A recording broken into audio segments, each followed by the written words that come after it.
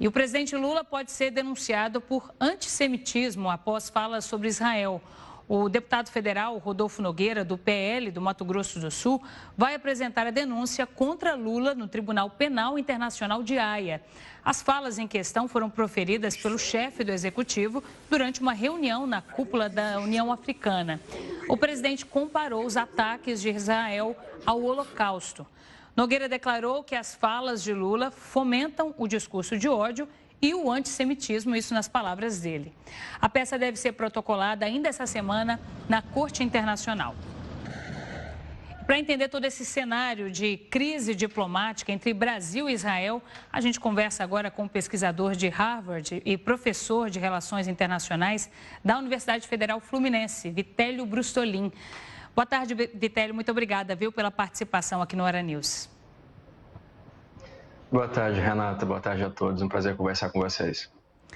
Professor, a gente viu que o chanceler de Israel chegou a fazer mais uma provocação, mais uma cobrança, na verdade, nas redes sociais. Chegou a marcar, inclusive, o presidente Lula, cobrando um pedido de desculpas por conta das declarações.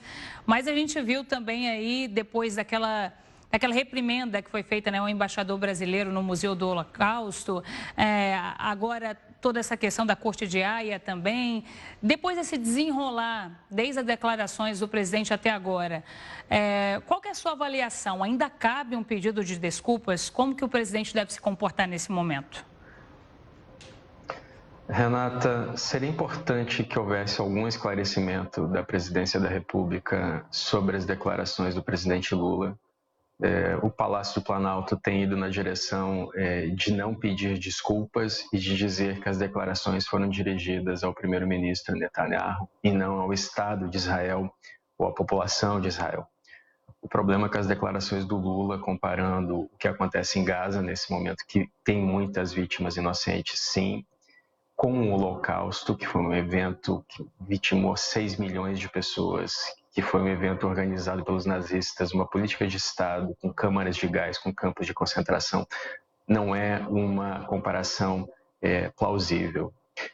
Por mais triste que seja a guerra em Gaza, por mais críticas que Lula possa fazer ao Netanyahu, a ação de Israel, inclusive essas críticas têm sido feitas no mundo inteiro, inclusive pelo próprio presidente Biden, que é um aliado de primeira hora de Israel. Os Estados Unidos são o país que mais ajuda Israel. Desde 1948 foram mais de 260 bilhões de dólares doados a Israel, inclusive o sistema Domo de Ferro, que Israel usa para se defender dos terroristas, foi feito em parceria com os Estados Unidos e posto em ação a partir de 2011. A questão é que o governo brasileiro entrou numa situação em que tem pouca margem de manobra. Se for a público pedir desculpa e dizer que está responsabilizando apenas o Netanyahu, o fato do Lula ter comparado esse evento ao Holocausto equipara o Netanyahu à figura do Hitler, que foi quem comandou, quem deu as ordens para o Holocausto. Então, uma situação muito desconfortável, Renata. Aparentemente, o que o governo brasileiro vai fazer é esperar que o Netanyahu caia. A popularidade do Netanyahu é muito baixa, já vinha baixa antes dos ataques terroristas do Hamas em 7 de outubro. Então, para não perder esse momento de crítica, inclusive feita na Corte Internacional de Justiça contra os assentamentos judeus lá desde a Guerra dos 6 Dias em 1967, como o Brasil fez hoje, e por conta de não perder o espaço de crítica ao fato de Israel não cumprir as resoluções da ONU para que se retire das áreas ocupadas da Palestina, a estratégia aparente, Renata, é esperar que o primeiro-ministro caia e aí, quando o próximo primeiro-ministro assumir, fazer uma declaração de apoio a Israel. Afinal de contas, o Brasil é um país que historicamente apoia Israel. Foi em 1947 que um diplomata brasileiro, presidindo uma reunião na ONU, criou a ideia, a resolução do Estado de Israel, que foi refundada em 1948. O Oswaldo Aranha foi esse diplomata, e o Brasil foi um dos primeiros países a reconhecer a existência de Israel, e em 2007 Israel assinou um acordo com o Mercosul. Foi o primeiro país distante da região geopolítica da América do Sul a assinar um acordo com o Mercosul. é uma relação histórica importante para ambos os países, especialmente na área de defesa nacional. O Brasil compra muito equipamento de Israel e equipamentos de outros países que têm peças produzidas por Israel. Então, seria importante, sim, um esclarecimento nesse momento, Renata. Vitelli, você mencionou aí sobre a relação histórica do Brasil com Israel. A gente pode falar que é uma relação marcada por altos e baixos, porque em alguns momentos também a gente já viu o Brasil e Israel ali se estranhando em algumas ideias, em alguns pronunciamentos.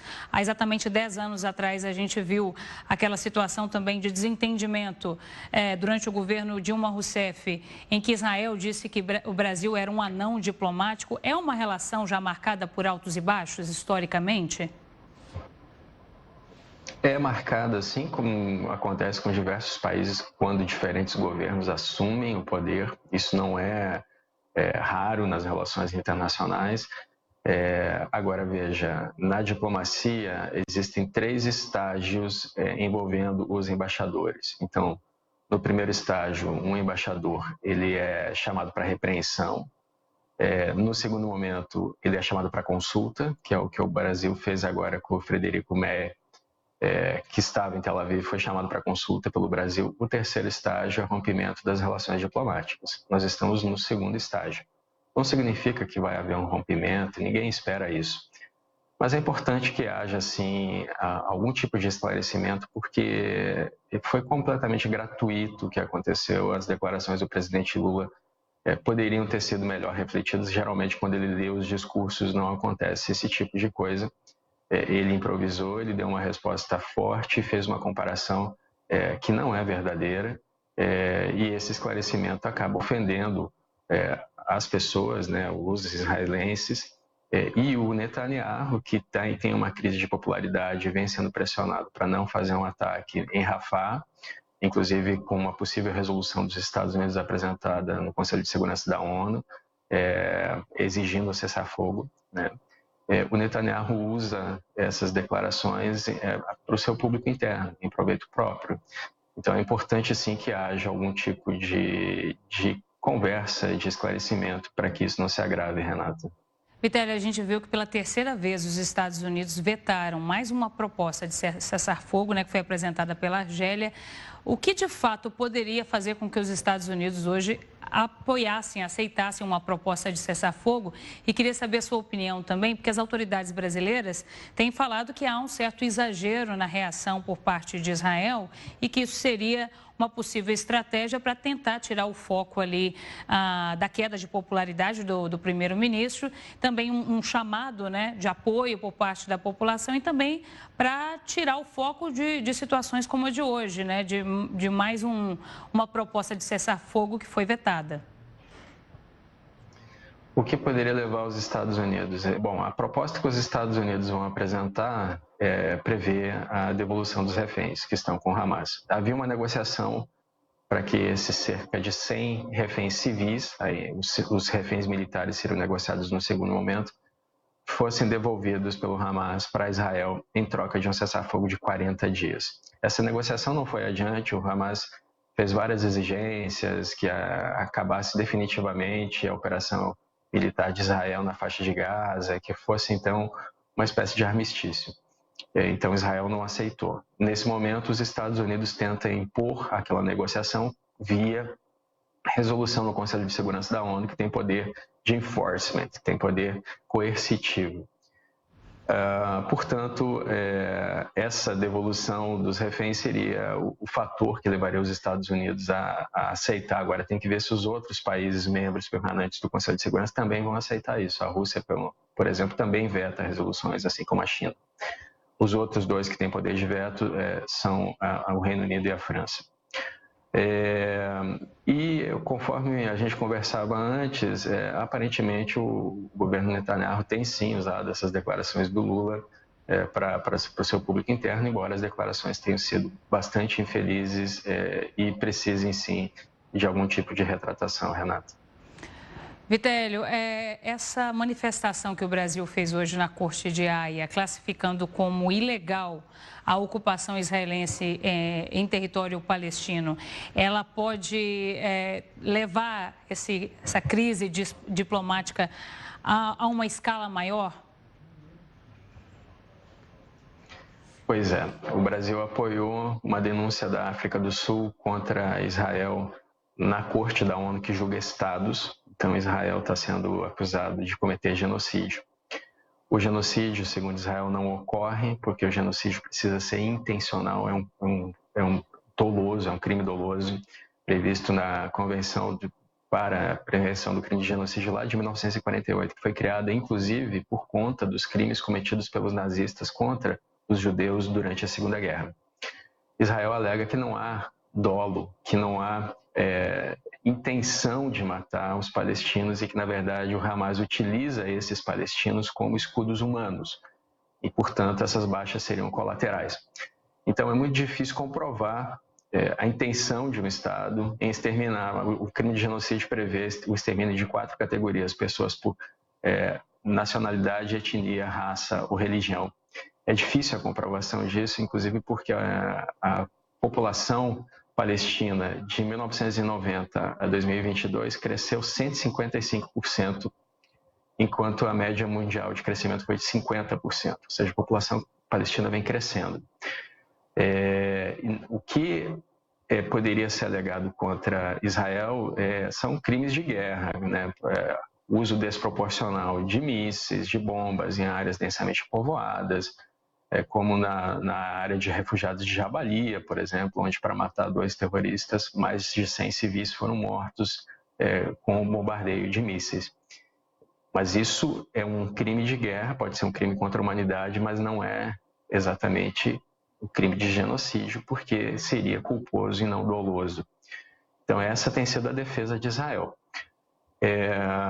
Nas alegações que o Brasil tem feito, junto com outros 51 países na Corte Internacional de Justiça, o que vem sendo discutido são as ocupações de Israel sobre áreas palestinas. Isso porque o Estado da Palestina ele é reconhecido por 139 dos 193 países da ONU. Ele é reconhecido, mas ele não existe de fato ainda. Mas existe uma demarcação de território que foi feita lá, inclusive, em 1947, né? E que entrou em vigor em 48, quando os britânicos saíram daquela região, e que depois, na Guerra dos 6 Dias, houve ocupações, né? Ocupação de Jerusalém Ocidental, inicialmente da faixa de Gaza, depois Israel se retirou em 2005, das colinas de Golã, das fazendas de Shibá e do Sinai, que depois Israel se retirou num acordo com o Egito, os acordos de Camp David de 1979, do Sinai. Mas essa é uma discussão longa e precisa, sim, da intervenção internacional para que seja resolvida, assim como foi a criação do Estado de Israel em 1948, foi feita por intervenção internacional, Renata. Professor, o Brasil estava tentando se posicionar ali de alguma forma como um intermediador do conflito e acabou no meio de uma crise diplomática que ninguém esperava nesse momento, né? A gente conversou com um pesquisador de Harvard e professor de Relações Internacionais da Universidade Federal Fluminense, Vitélio Brustolin. Professor, muito obrigada, viu, pela sua participação. Obrigado a vocês. Bom dia a todos.